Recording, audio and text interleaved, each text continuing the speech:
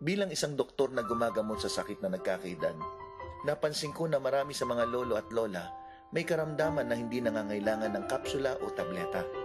Yung kalungkutan, di sapat na pag-aaruga ng pamilya, at kakulangan ng kaalamang pangkalusugan ang mga dahilan ng paglala ng sakit. Ibigay ang anumang magpapasaya sa kanila, mahalin at turuan para manumbalik ang sigla ng buhay.